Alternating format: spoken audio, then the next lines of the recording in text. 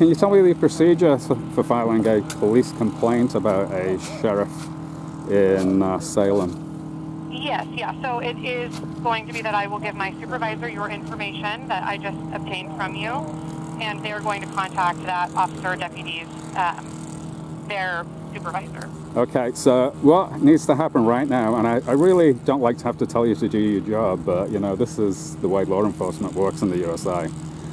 I need somebody to take statements of everybody on the scene who's witnessed this harassment and document it in a police report, so that when I file my police complaint, they can look at the statements and see what went on here today.